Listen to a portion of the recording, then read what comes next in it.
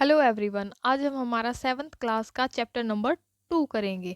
और chapter number 2 का नाम क्या है हमारा? इसका नाम है नए राजा और उनके राज्य। अर्थात हम इस चैप्टर में क्या पढ़ेंगे कि कौन नए नए राजा बने थे, उनके राज्य क्या होते थे, इन सब के बारे में हम डिटेल से पढ़ेंगे। देखिए हमारा ये जो सेकंड चैप्टर है ये हमारा इम्पोर्टेंट चैप्टर है। यह जो है हमारा चैप्टर यह प्रारंभिक मध्यकाल से स्टार्ट है। इसमें देखिए हमारा प्रारंभिक मध्यकाल है जो हमारा कब से कब तक था, 750 से लेकर 1200 ईस्वी तक का जो काल था यह हमारा प्रारंभिक मध्यकाल के अंतर्गत आता है। इसमें क्या होता है, 300 से लेकर जो 550 ईस्वी है यह हमारा गुप्त काल कहलाता है। इसके बीच का जो समय है यह हमारा गुप्त काल के अंदर काउंट आता है। लेकिन 550 से आगे का जो समय होता है वो हमारा गुप्तोत्तर काल के अंतर्गत आता है। अब इसमें आपको एक मैप भी दिया हुआ है, आपको दिख रहा होगा, ये नीचे मैप दिया गया। देखिए ये कहा गया आपकी 7वीं से 12वीं सदी के बीच में जो शासन करने वाले राजवंश थे ना, उन राजवंशों को इस मैप के अंतर्गत दिखाया गया है। देखिए वो राजवंश कौन कौन से थे जिन्होंने 7वीं से 12वीं सदी के बीच में शासन किया था। ये इधर है पाल, ये है पालों का एरिया। इधर है ये गुज्जर प्रतिहारों ने शासन किया था। यहाँ पर चहमानों ने शासन किया था जिनको बाद में चौहान भी कहा जाता था। यहाँ चोलों ने शासन किया था। इधर राष्ट्रकूटों का शासन था। इससे नीचे सांड्यन का शासन था। सांड्यों का शासन था। ओके। इधर यह हमारा ऊपर कन्नौज है, इधर कन्नौज का एरिया था। तो ये इतने सारे थे जिन्होंने ये अलग अलग जगह पर शासन किया था। अब देखिए आगे आगे का इन्होंने कि नए राजवंशों का उदय आपने मैप में देख ही लिया है कि कौन सी जगह पर किन्होंने शासन किया था। अब इस चैप्टर में हम इन सब के बारे में ही पढ़ेंगे। अब टॉपिक है हमारा नए राजवंशों का उदय। तो नए राजवंशों का उदय कब होने लगा था, ये जब ये राजवंशों का उदय हुआ था तो कैसे हुआ था, इन्होंने क्या क्या उपाधियां धारण की थी। देखिए नए राजवंशों का उदय कब होने लगा था, 7वीं सदी में नए राजवंशों का उदय होने लगा था। और ये राजवंश क्या रखते थे, अपने कर को वसूलने के लिए सामंतों को रखते थे। और सामंतों को क्या कहा जाता है, माहत या फिर सामंत कहा जाता है उन्हें, जो कर वसूलने वाले होते थे। अब देखिए पहले के समय में क्या होता था, जब हमारा प्राचीन समय था, हमारा प्राचीन समय था, प्राचीन समय में क्या दिया जाता था, वेतन दिया जाता था। लेकिन अब जब राज्य बड़े होने लगे थे और राज्य बड़े होंगे तो सेनाएं बढ़ेगी, जब सेनाएं बढ़ेगी तो क्या होगा, वेतन राजकोष की समस्या उत्पन्न होगी। अब राजकोष की समस्या उत्पन्न होगी तो इतना वेतन तो नहीं दे पाएंगे राजा। तो उन्होंने क्या किया था, अपने जो सिपाही होते थे उनको भूमि का एक टुकड़ा देना स्टार्ट कर दिया। क्या देना स्टार्ट कर दिया, भूमि का एक एक टुकड़ा देने लगे। और इस भूमि के टुकड़े से क्या करते थे, सामंत होते थे जो, वे इस भूमि के टुकड़े से कर वसूल करते थे। और इस कर को वसूल करने के लिए ही सामंतों को रखा जाता था, क्योंकि उन्हें इसके बारे में पूरी जानकारी होती थी कि किसको कौन सी भूमि का टुकड़ा दिया गया है। लेकिन फिर आगे जाकर ये क्या हो गए, सामंत काफ़ी पावरफुल होने लगे। उन्होंने क्या किया, अपने अलग राजवंश को बसाने की वे सोचने लगे। बहुत सारे सामंत आगे जाकर स्वतंत्र भी हुए, उनमें से एक राष्ट्रकूट थे। ठीक है, आगे देखते हैं हम। ये हो गया ना, आपको सामंतों को उपाधि दी गई थी, कौन कौन सी थी, इन्हें महासामंत या महामंडलेश्वर की उपाधि भी दी गई थी। ये महासामंत या महामंडलेश्वर, महामंडलेश्वर एक उपाधि है। इसमें क्या होता है, जो पूरे मंडल का एक महान स्वामी होता है। अब देखिए राष्ट्रकूटों की बात करते हैं। राष्ट्रकूट मैंने आपको बताया ही है कि राष्ट्रकूट पहले क्या होते थे, सामंत होते थे। और राष्ट्रकूट है जो यह कर्नाटक के चालुक्य राजाओं के अधीन से थे। कर्नाटक के, देखिए राष्ट्रकूटों का शासन मैंने आपको दिखाया है ना, ये रहा, ये इधर है राष्ट्रकूट। ये क्या थे, पहले कर्नाटक, इस साइड कर्नाटक है यहाँ पर, तो ये कर्नाटक के चालुक्यों के अधीन थे। तो चालुक्यों का शासन कहाँ पर था, कर्नाटक में था।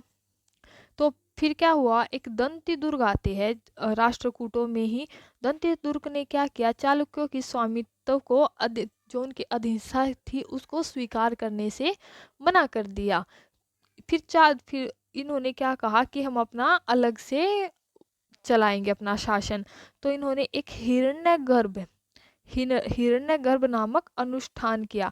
जो हिरण्यगर्भ अनुष्ठान होता था उसका मतलब होता था कि जो जन्म से क्षत्रिय नहीं है, लेकिन इस अनुष्ठान को करने के बाद वह अपना क्षत्रित्व प्राप्त कर लेता था।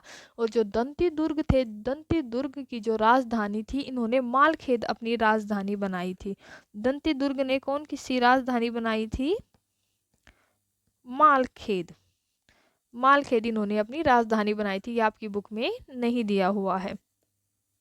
आगे देखिए, आगे ये साइड में दे रखा है आपको कि ये है एलोरा। एलोरा की गुफा नंबर 15। एलोरा की गुफा नंबर देखिए, यहाँ पर ये है एलोरा की गुफा नंबर 15 पर ये भित्ति चित्र दिया हुआ है। इसमें क्या दिखाया है? जो भगवान विष्णु है, भगवान विष्णु को नरसिंह नरसिंह अर्थात पुरुष सिंह के रूप में दिखाया हुआ। आपके एग्जाम में पूछा जाएगा कि भगवान विष्णु है जो, वो उनको पुरुष सिंह के रूप में कहाँ पर दिखाया गया है? तो एलोरा की गुफा नंबर 15 में दिखाया गया। क्योंकि जो एलोरा की गुफाएं है, इनमें क्या होते थे? भित्ति चित्र बने हुए थे, अर्थात दीवारों पर चित्र बने हुए थे। देखिए, यह चित्र भी एक एलोरा की गुफा का ही है, और यह चित्र भी एलोरा की गुफा का है। ओके, इसके बाद देखते हैं। इसके बाद ये अगला पैराग्राफ है। इन्होंने कहा है कि कुछ अन्य उद्यमी परिवारों के पुरुषों ने अपनी राजशाही कायम करने के लिए सैन्य कौशल का इस्तेमाल किया। देखिए, इस पूरे पैराग्राफ में सिर्फ एक है कि जो कदम कदम मयूर शर्मन और गुज्जर प्रतिहार हरिचंद्र ब्राह्मण थे, इन्होंने क्या किया था? अपने परंपरागत पेशे को छोड़कर शस्त्र अपना लिया था। देखिए, कदम क्या थे? कदम कदम एक शासक थे। कहाँ के थे? मयूर शर्मन के। गुज्जर प्रतिहार क्या थे? हरिचंद्र ब्राह्मण थे। इन्होंने क्या किया था कि जो ये क्या थे? ये ब्राह्मण थे दोनों ही। इन्होंने क्या किया? अपने परंपरागत जो इनका पेशा था उसको छोड़कर इन्होंने शस्त्र को अपना लिया था। और इन्होंने क्या किया था? जो कदम थे, कदम शासक ने शासन कहाँ पर प्रारंभ करना शुरू किया था? कर्नाटक ने। कदम ने कर्नाटक में शासन करना प्रारंभ शुरू कर दिया था। और जो ये थे हरिश्चंद्र ब्राह्मण थे, इन्होंने गुर्जर प्रतिहार में ये क्या थे? राजस्थान में अपना शासन प्रारंभ करना स्टार्ट कर दिया था। आगे देखिए आप, राज्यों में प्रशासन कि जो राज्य होते थे पहले, वहाँ पर प्रशासन कैसे होता था? ये हमारा जो प्रारंभिक मध्यकाल है, इसमें प्रशासन कैसे होता था? राजाओं के द्वारा। देखिए, राजा क्या करने लगे थे? बड़ी बड़ी उपाधियां लेने लगे थे। वो उपाधियां तो लेते थे, लेकिन क्या करते थे? जो किसान होते थे, सामंत होते थे, व्यापारी होते थे, ब्राह्मण होते थे। देखिए, किसान होते थे, व्यापारी, ब्राह्मणों के संगठनों के साथ अपनी सत्ता की साझेदारी करते थे। वो ये नहीं करते थे कि जो राजा ने कह दिया वही होगा। और जो इनकी उपाधियां थी, ये महाराज धीराज की उपाधि लेते थे, त्रिभुवन चक्रवर्तनी जैसी उपाधियां लेते थे। महाराज धीराज का मतलब होता है जो राजाओं का राजा हो, यानी कि पावरफुल। त्रिभुवन चक्रवर्ती का मतलब होता है 3 भवनों का स्वामी, यानी कि ये ऐसी ऐसी उपाधियां लेते थे। अगला है हमारा नेक्स्ट। इसमें है हमारा कि जो इन सभी राजाओं में क्या होता था? जो उत्पादक होते थे, जैसे कि किसान होते हैं, पशुपालक होते हैं, कारीगर होते हैं, इन संसाधनों से क्या करते थे? ये कर वसूल करते थे, संसाधन इकट्ठे किए जाते थे। और इनको अक्सर अपने उत्पादों का एक हिस्सा क्या करना होता था? त्यागने के लिए कहा जाता था। अर्थात इनका क्या होता था कि अपना एक हिस्सा है आप राजा को देंगे। आप पशुपालन कर रहे हैं, उसमें से आपको एक हिस्सा राजा को देना है। आप खेती कर रहे हैं, किसान होते हैं, खेती करते हैं, तो एक हिस्सा राजा को देना होता है। कारीगर राजा के लिए काम करेंगे, तो क्या होता था? जो भी आपका है उसका एक हिस्सा राजा को देना होता था।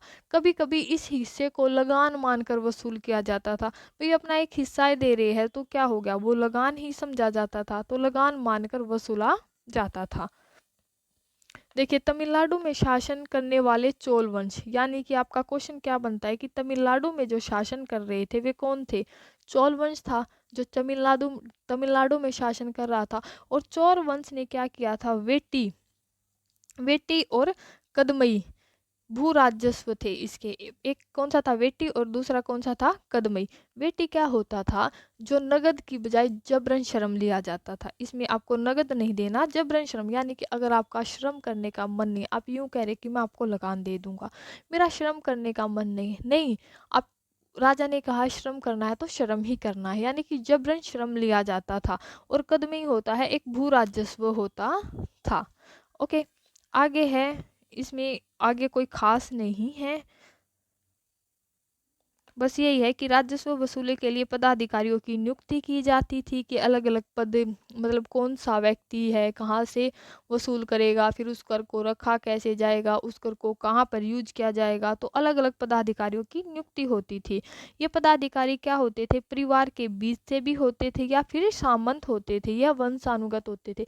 यानी अगर अगर किसी का पिता सामंत है तो बेटा भी सामंत होगा, दादा सामंत है तो पिता सामंत होगा, उसके बाद उसका बेटा सामंत होगा, ऐसा होता था। या फिर राजा कई बार अपने जो परिवार है, परिवार के बीच से ही नियुक्ति भी कर देते थे। अब है प्रशस्तियां और भूमिदान। प्रशस्तियां और भूमिदान का अर्थ क्या है? पहली तो बात यह है कि प्रशस्तियों का अर्थ क्या होता है। प्रशस्तियों का मतलब होता है प्रशंसा, यानी कि राजा की प्रशंसा में, पहले के समय में क्या होता था, राजा की प्रशंसा में क्या होता था, बहुत सारे अभिलेख गढ़े जाते थे, अभिलेखों को लिखा जाता था कि ये राजा ऐसे करते थे, राजा वैसे करते थे, इतनी अच्छाई और भलाई के कार्य करते थे। तो प्रशस्तियों के बारे में ऐसा माना जाता है कि ये शब्द सत्य नहीं हो सकते, कि हमेशा राजा अच्छा ही नहीं हो सकता, लेकिन लिखा हर राजा के बारे में अच्छा ही जाता था। लेकिन क्या होता है, ये प्रशस्तियां हमें बताती है कि शासक खुद को कैसे दर्शाना चाहते थे। वही बात हो गई, मिसाल के लिए वे क्या करते थे, खुद को शूरवीर दिखाते थे कि हम शूरवीर है, हम विजयी योद्धा है। ये विद्वान ब्राह्मणों द्वारा लिखी जाती थी। जो प्रशस्तियां होती है वही लिखेंगे जो उस राज्य के ब्राह्मण हैं, या फिर जो विद्वान है, या फिर राजा जिन कवियों को, विद्वानों को अपने राज दरबार में रखता था, तो क्या करेंगे, वे राजा की प्रशंसा में ही लिखेंगे कि यह राजा है, इतने भाले खाए हैं इसने, उसके बाद भी है कितने सुंदर लग रहे हैं। तो ऐसी ऐसी प्रशस्तियां लिखी जाती थी। ओके, आगे हमारा नागभट्ट की उपलब्धियां। इसमें हमारी नागभट्ट की उपलब्धियों के बारे में बताया गया है कि देखिए, नागभट्ट ने नागभट्ट की जो उपलब्धियां है वह संस्कृत में लिखी गई है। कौन सी भाषा में लिखी गई है? संस्कृत भाषा में लिखी गई है। एक सेकंड भाई, ये रहा, जो नागभट्ट की उपलब्धियां है ये संस्कृत भाषा में लिखी गई है। कहाँ से मिली है ये लिखी हुई? हमें ग्वालियर, यानी कि ग्वालियर कहाँ है? मध्य प्रदेश में पाई गई है। अब देखिए मैप में आप साथ साथ देखते चले कि मध्य प्रदेश कहाँ है। मध्य प्रदेश यहाँ है, यानी कि यहाँ से क्या मिली है? हमें नागभट्ट की उपलब्धियां मिली है। उसके बाद बात करी गई है कि सेंधव, सेंधव को क्या कहा गया है? इसमें क्या किया गया है, जो इस संस्कृत में नागभट्ट की उपलब्धि मिली है हमें मध्य प्रदेश से जो मिली है, इसमें नागभट्ट के कामों का वर्णन किया गया है। अब है, देखिए सेंधव, सेंधव कहाँ है? सेंधव को क्या बोला जाता है? सिंध में। विदर्भ, विदर्भ का अर्थ क्या है? महाराष्ट्र का एक हिस्सा। अब देखिए आप मैप में साथ साथ देखते चलिए, आपको मैप भी याद हो जाएगा कि महाराष्ट्र कहाँ पर है। महाराष्ट्र आपका यहाँ पर है, तो यानी कि विदर्भ क्या था? महाराष्ट्र का एक हिस्सा था। कलिंग, कलिंग क्या है? उड़ीसा का एक हिस्सा। तो उड़ीसा कहाँ पर है? यहाँ पर है उड़ीसा। उड़ीसा का एक हिस्सा कलिंग था। कलिंग का युद्ध किसने लड़ा था? अशोक ने लड़ा था ना कलिंग का युद्ध। कलिंग के युद्ध के बाद ही उसने क्या किया था? धम्म के विचारों को क्या किया था उसने? अपना अलग अलग राज्यों में प्रसार करना शुरू किया था, धम्म के विचारों को। ओके, उन्होंने कन्नौज के शासक चक्रयुद्ध को विजित किया था। तो कन्नौज कहाँ पर है आपका? कन्नौज ऊपर वाले मैप में दिखाया था ना कि कन्नौज कहाँ पर है। यह है आपका कन्नौज, देखिए यहाँ पर, ये रहा आपका कन्नौज, यहाँ कन्नौज दिखाया गया ना। इसके बाद है आगे, आगे कहा इन्होंने अनर्थ। वंग, वंग को क्या कहा जाता था? वंग क्या था? वंग था जो यह हमारा बंगाल का हिस्सा था। अब बंगाल कहाँ पर है? यहाँ पर है। तो वंग हमारा ये है ना बंगाल। तो वंग हमारा क्या था, बंगाल का हिस्सा था। उसके बाद बात करते हैं, ये मैप मैंने आपको इसीलिए लगाया था ताकि आपको समझ में आ जाए अच्छे से। उसके बाद है अनर्थ। अनर्थ क्या था, गुजरात का हिस्सा था। अब बताइए गुजरात कहाँ पर है, गुजरात यहाँ पर है, तो गुजरात का हिस्सा क्या था, अनर्थ था। मालवा मध्य प्रदेश का हिस्सा था, तो मध्य प्रदेश का हिस्सा, एक तो मालवा भी मध्य प्रदेश का हिस्सा था, और ग्वालियर भी कहाँ पर है, मध्य प्रदेश में ही है। किरात वनवासी होते थे। तुरुष्क तुर्क होते थे। वत्स और मत्स्य दोनों उत्तर भारत के राज्य थे। ठीक है, आपको समझ में आ गया ना, नागभट्ट की उपलब्धियों में आपको इतना कुछ मिला है कि कहाँ क्या था। आगे देखिए, ये क्या हमारे, ये हमें ताम्रपत्र है। ताम्रपत्र पर क्या क्या ताम्रपत्र है जो ये संस्कृत और थोड़े तमिल में लिखे गए हैं। किस पर लिखे गए, संस्कृत में और तमिल में लिखे गए। इन पर क्या होता था, इनको सामंत यूज करते थे ताम्रपत्रों को। इन पर ये लिखा होता था कि किसको कितनी भूमि अनुदान दी गई है और उस भूमि से कितना कर वसूलना है। तो इन ताम्रपत्रों पर भूमि के बारे में सारा ब्यौरा लिखा होता था। आगे देखिए, इसमें है कि भूमि के साथ क्या क्या दिया जाता था। तो भूमि के साथ सिर्फ यही था कि जौन सी भूमि जिसको दी जा रही है उस भूमि के साथ अगर नहर लग रही है और नहर के साथ साथ में जो भी मतलब वहाँ कुआं है तो उसके साथ वो कुएं का यूज कर सकता था, नहर का यूज कर सकता था। तो ये सब क्या होता था, भूमि के साथ दिया जा सकता है। इसमें कुछ खास नहीं है, आप पढ़ सकते हैं। आगे है 12वीं शताब्दी में क्या होता था, एक वृत्त संस्कृत काव्य मिला है। क्या मिला, 12वीं शताब्दी में हमें क्या मिला है, एक वृत्त संस्कृत काव्य मिला है। जिसकी रचना किसने की है, इसकी रचना की है कल्हण ने। और यह इसमें इस काव्य में क्या दिखाया गया है कि कश्मीर पर शासन कर रहे हैं जो वो उन राजाओं का इतिहास लिखा गया है। यानी कि कश्मीर पर शासन करने वाले राजाओं का इतिहास दर्ज है।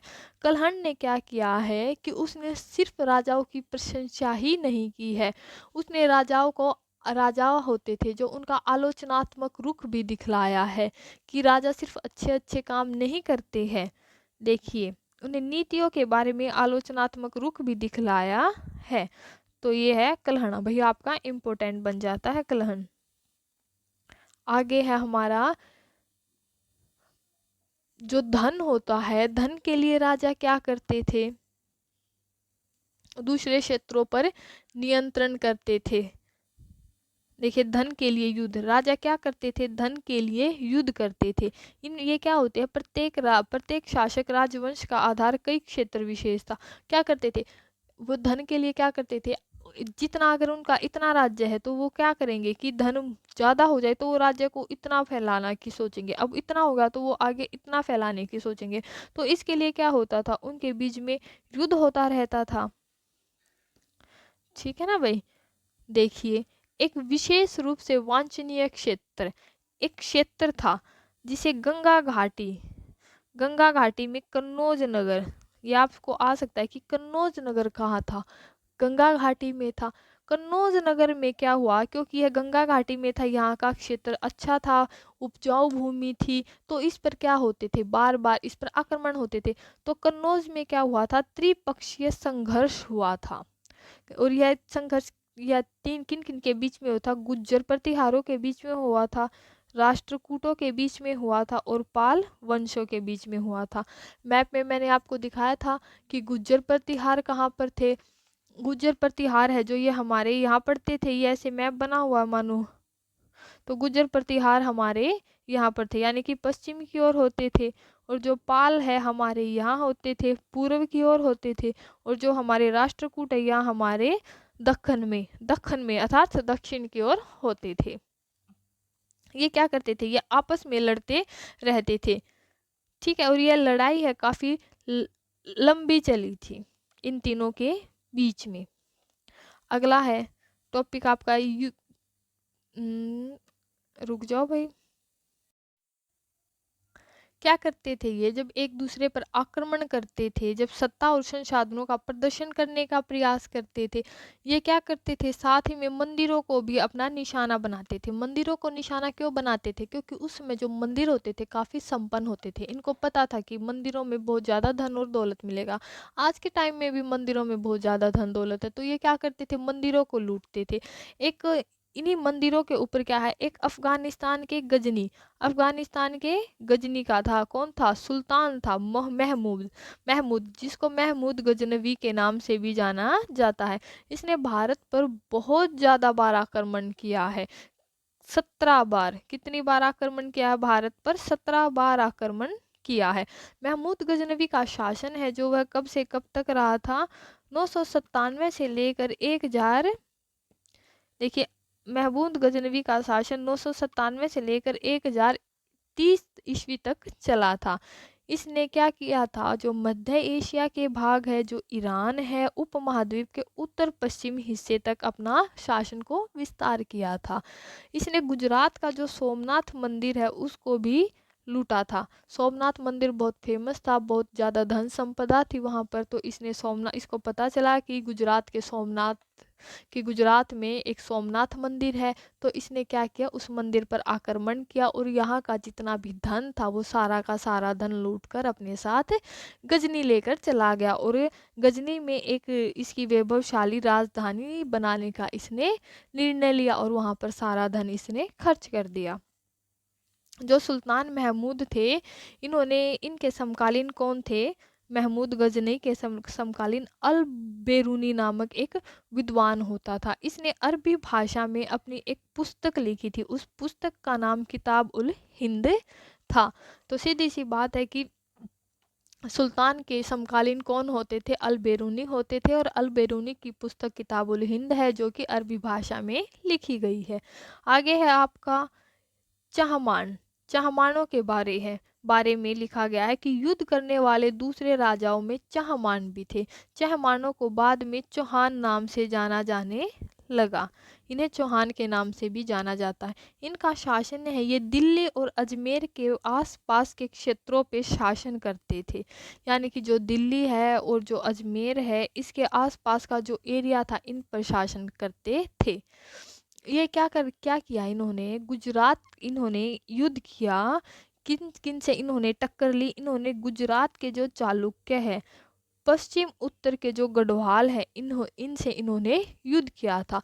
अब एक चहमानों में एक बहुत ही प्रसिद्ध शासक होता था इनका, पृथ्वीराज तृतीय। पृथ्वीराज तृतीय का जो शासन काल है वे 1168 से लेकर 1192 तक रहा है और पृथ्वीराज तृतीय का युद्ध मोहम्मद गोरी से हुआ था, जो कि काफ़ी फेमस है यह युद्ध, एग्जाम्स में बहुत बारी पूछा जाता है। देखिए सुल्तान मोहम्मद गोरी, यानी कि मोहम्मद गोरी और मोहम्मद गोरी कहाँ का शासक था। अब आ गया इसमें एक बात और आ गई, देखो आप, मोहम्मद गोरी है जो यह कहाँ का शासक था, अफगान का शासक था। तो मोहम्मद गोरी और जो पृथ्वीराज तृतीय है इसके बीच में कब युद्ध हुआ था, पहला युद्ध 1191 में हुआ था। इसमें क्या हो गया, जो पृथ्वीराज चौहान है, जो पृथ्वीराज चौहान अर्थात पृथ्वीराज तृतीय ने क्या किया, मोहम्मद गोरी को हरा दिया।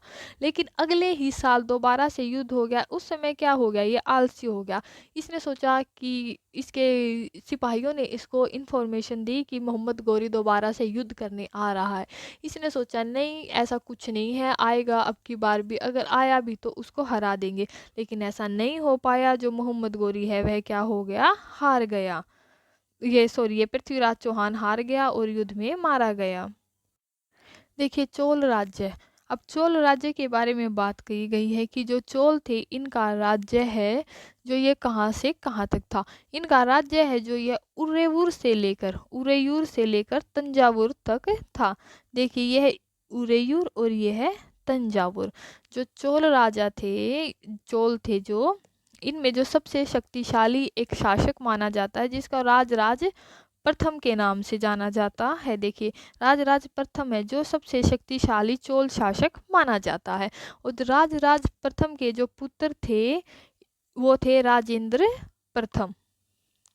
राजराज प्रथम के पुत्र कौन होते थे? राजेंद्र प्रथम थे। राजेंद्र प्रथम ने क्या किया था? गंगा घाटी, श्रीलंका तथा दक्षिण पूर्व के देशों पर हमला किया था। ओके। और इन्होंने क्या किया था? जो राजराज है और जो राजेंद्र प्रथम है, इन्होंने तंजावुर, राजराज और राजेंद्र प्रथम ने तंजावुर, गंगईकोड चोलपुरम, तंजावुर और गंगईकोड चोलपुरम में क्या किया था? बड़े बड़े मंदिर और बड़ी बड़ी मूर्तियों की स्थापना करवाई थी। क्योंकि जो चोल मंदिर है, इनकी क्या होती थी? शिल्प उत्पादन के ये केंद्र बन गए थे। इन्होंने, ये जो है हमारा, देखिए मैं आपको एक बार दिखा देती हूँ। ये गंगई कोड चोलपुरम का मंदिर है आपका। और जो ये ऊपर वाला मंदिर है, यह है आपका तंजावुर का मंदिर है। ठीक है भाई। इन मंदिरों में क्या होता था? ये जो राजराज प्रथम है और जो ये राजेंद्र प्रथम है, इन्होंने क्या किया था? इन मंदिरों को बनवाने में काफी पैसा खर्च किया था। और यहाँ के जो वैसे लोकल एरिया होता था, जो लोकल लोग होते थे, इन्होंने भी मंदिरों को बनवाने के लिए अब काफी धन दिया है, या फिर अपनी जमीन जायदाद दी है। जमीन भी लोग अपनी दान में दे देते थे मंदिरों को बनवाने के लिए। इन मंदिरों की एक खास बात यह है कि ये ऐसे, देखिए आपको दिख रहे होंगे, ये पिरामिड की शेप में है। ये ऊपर जाते जाते पतले होते जाते हैं। तो ये मंदिर किन की शेप में? पिरामिडों की शेप में दिखते हैं आपको। अगला है आपका कृषि और सिंचाई। लेकिन इससे पहले एक दो पॉइंट और है। जो ये मंदिर थे हमारे, जो चोल साम्राज्य के मंदिर थे, ये हमारे आर्थिक, सामाजिक और सांस्कृतिक जीवन के केंद्र भी होते थे। चोलों ने क्या किया था? कांसे की मूर्ति बनवाई थी, प्रतिमाएं बनवाई थी, जो कि संसार में काफी क्या की जाती है? ये उत्कृष्ट प्रतिमाओं में गिनी जाती है। ये आपको एक मूर्ति दिख रही होगी, ये चोल शासन की मूर्ति है। और यह किसकी मूर्ति है? यह है कांस्य की प्रतिमा, कांस्य की प्रतिमा है। ओके। आगे देखिए, कृषि और सिंचाई। कृषि और सिंचाई में क्या है? देखिए, कावेरी नदी है जो हमारी कावेरी नदी, इसमें एक बात आपको, एक पॉइंट याद रखना है। ये रहा कावेरी नदी के बारे में, कि कावेरी नदी है जो यह बंगाल की खाड़ी में गिरती है। आपसे पूछ लिया जाए कि कावेरी नदी कहाँ पर गिरती है, तो कावेरी नदी बंगाल की खाड़ी में गिरती है। इससे आगे देखिए, यहाँ का जो कृषि और सिंचाई के लिए क्या था? जो यह तमिलनाडु में क्या होता था? यहाँ की मिट्टी काफी उपजाऊ थी, क्योंकि यहाँ नदियाँ बह रही थी। तो नदी बह रही थी तो मिट्टी क्या थी? उपजाऊ मिट्टी थी। उपजाऊ मिट्टी होने से क्या होता था? यहाँ पर चावल की जो खेती है वह अच्छी तरह से हो जाती थी। आपको भी पता है कि दक्षिण में ज़्यादा चावल होते हैं, तो चावल की खेती अच्छी तरह से हो जाती थी। अब है तमिलनाडु में क्या होता था? जो दूसरे हिस्से थे, दूसरे हिस्से में कृषि पहले ही विकसित हो चुकी थी। 5वीं या छठी सदी में आकर ही इन इलाकों में क्या हो गया था? जो खेती का पैमाना है वो अच्छी तरह से हो गया था। 5वीं या छठी सदी में आकर इन इलाकों में बड़े पैमाने पर खेती स्टार्ट हो गई थी। ठीक है ना। और जो कृषि के लिए क्या होने लगे थे? कुएं खुदने लगे थे, कुएं खुदवाए जाने लगे थे, सरोवर बनाए जाने लगे थे। ये देखिए यहाँ पर ये सरोवर बना हुआ है ना, 9वीं सदी में। यह है 9वीं सदी में तमिलनाडु का एक जलद्वार है। तो इस सदी में क्या हो गया था? कुएं खुदने लगे थे, सरोवर बनाए जाने लगे थे, श्रम और संसाधनों को व्यवस्थित किया जाने लगा था। तो काफी विकसित हो गई थी इस सदी में कृषि। अगला है हमारा साम्राज्य का प्रशासन। साम्राज्य के प्रशासन में क्या होता है? जो किसानों की बस्तियां है, उन्हें क्या बोला जाता था साम्राज्य का प्रशासन में? किसानों की बस्तियों को उर कहते थे। तो आपसे पूछ लिया जाए तो उर किसे कहा जाता है? तो किसानों की जो बस्तियां होती है उनको उर कहा जाता है। और जो कि बहुत ज़्यादा समृद्ध गांव होते थे, यानी कि बहुत समृद्ध गांव के समूह को क्या कहा जाता था? नाडु कहा जाता था। अगला पॉइंट है आपका, एक पॉइंट है ये आपका एक और, मुवेंद मुवेंद वेलन। मुवेंद वेलन क्या होता है? ये 3 राजाओं की अपनी सेवाएं प्रदान करने वाला बेलन या फिर किसान होता था। और इन्होंने अरियार जैसी उपाधियां धारण की थी। अरियार, अरियार का मतलब क्या होता है? अरियार का अर्थ होता है प्रधान। ऐसी उपाधियां धारण की थी। आगे देखते हैं नेक्स्ट में। नेक्स्ट दे रखा आपका, ये भूमि के प्रकार अभी करवाऊंगी मैं आपको। देखिए, जो ब्राह्मण होते थे, ब्राह्मणों को भी क्या दिया जाता था? भूमि अनुदान दिया जाता था, अर्थात उनको भी कृषि करने के लिए भूमि दी जाती थी। अर्थात ब्राह्मणों को क्या दिया जाता था? अनुदान या ब्रह्मदेह प्राप्त हुआ। ब्रह्मदेह क्या होता है? ब्रह्मदेह होता है हमारा, जो ब्राह्मणों को दी जाने वाली जो भूमि होती थी उसको ब्रह्मदेह बोला जाता था। देखिए, प्रत्येक ब्रह्मदेह होता था जो उसकी देख रेख में क्या होता था? प्रमुख ब्राह्मण भूस्वामियों की एक सभा की जाती थी, और यह सभाएं बहुत कुशलता पूर्वक काम करती थी। देखिए, प्रत्येक ब्रह्मदेव की देख रेख प्रमुख ब्राह्मण भूस्वामियों की एक सभा द्वारा, यानी कि जो ब्राह्मणों के भूस्वामी होते थे उनकी सभा के द्वारा की जाती थी, और ये सभाएं बहुत कुशलता पूर्वक काम करती थी। अब देखिए नगरम।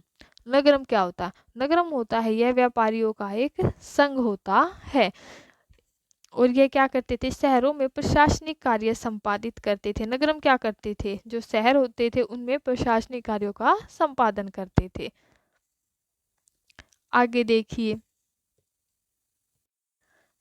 इसमें बोला है कि जो तमिलनाडु है, तमिलनाडु के चिंगलपुट, तमिलनाडु का कौन सा? चिंगलपुट जिले, चिंगलपुट जिले से क्या हुआ है? एक अभिलेख प्राप्त हुआ। इस अभिलेख में क्या कहा गया है कि जो ब्राह्मणों की सभा थी उसका संगठन कैसा था, सिंचाई के कामकाज कैसे थे, बाग बगीचे, मंदिरों इत्यादियों की देखरेख के लिए सभा में विभिन्न समितियां होती थी। तो यही सब बोल रखा है कि चोल काल में क्या होता था कि चोलों का जब समय था, चोल काल में समितियां भी होती थी। आपसे ये पूछ लिया जाता है ना कि क्या चोल काल में समितियां होती थी? हाँ, चोल काल में समितियां भी होती थी। और वे क्या करते थे? ताल पत्र के छोटे छोटे टुकड़ों पर लिखे जाते थे सदस्यों के लिए। जो लोग योग्य होते थे, देखिए जो लोग योग्य होते थे उनको क्या करता था? एक पत्र पर लिख देते थे, यानी कि टिकट के रूप में लिखे जाते थे, और मिट्टी के बर्तन में रख दिया जाता था। उनमें से एक छोटा लड़का होता था, उस पर्ची को उठा लेता था, यानी कि उस पत्र को उठा लेता था, और हर समिति के लिए एक के बाद एक टिकट निकालने के लिए कहा जाता था, यानी कि जिसकी टिकट पहले निकलेगी उसको क्या होगा? पहले नंबर आएगा। तो सीधी सी बात है, लॉटरी सिस्टम होता था। कौन सा सिस्टम होता था? लॉटरी सिस्टम होता था। ओके, आगे देखिए, भूमि के प्रकार। भूमि के प्रकार इस काल में, यानी कि कौन से काल में? चोलों के काल में जो भूमि के प्रकार थे वे कितने होते थे? 5 होते थे। 5 प्रकार होते थे। किन के काल में होते थे? चोलों के काल में होते थे। पहला कौन सा होता था? पहला होता था वेलन वगाई। वेलन वगाई किसके लिए होता था? यह किसानों के लिए होता था, अर्थात जो गैर ब्राह्मण होते थे, जो ब्राह्मण नहीं होते थे उनके लिए होता था। दूसरा होता था ब्रह्मदेव। ब्रह्मदेव होता था जो ब्राह्मणों को उपहार में भूमि दी जाती थी, यह उनका प्रकार था। तीसरा होता था साला भोग। साला भोग होता था विद्यालयों को रख रखाव के लिए जो भूमि दी जाती थी वो साला भोग कहलाती थी। फोर्थ होता था देवदान। देवदान होता था मंदिरों को उपहार में जो भूमि दी जाती थी वह देवदान बोली जाती थी, यानी कि देवों के लिए दान में दे दी। पांचवा होता था प्लिचिंदम। प्लिचिंदम यह होता था जो जैन संस्थाएं होती थी उनको दान में दी जाती थी। तो ये 5 भूमियां हो गई। वेलन वगाई, वेलन वगाई किसानों को दी जाती थी। ब्रह्मदेव ब्राह्मणों के लिए होती थी। शाला भोग विद्यालयों के लिए होता था। देवदान मंदिरों के लिए होती थी, और पल्लीचंदम जैन संस्थाओं के लिए होती थी। तो अभी आपका चैप्टर कंप्लीट हो गया है। आज के लिए बस इतना ही था, इसमें कुछ है नहीं आपका। तो यह है जो आपका सारा चैप्टर कंप्लीट हो गया है। और अगर आपको वीडियो अच्छी लगी हो तो आप सब्सक्राइब कर सकते हैं। हाँ, एक चीज और, ये तांग वंश। तांग वंश कहाँ का वंश था? चीन में था। चीन में कौन सा वंश था? चीन में कौन सा वंश था? तांग वंश था। और चीन इस तांग वंश की जो राजधानी कौन सी थी? शियांग। शियांग तांग वंश की राजधानी थी। अगर आपने अभी तक चैनल को सब्सक्राइब नहीं किया है तो आप सब्सक्राइब कर सकते हैं, ताकि आपको आगे आने वाली वीडियोस का नोटिफिकेशन मिलता रहे। Thank you.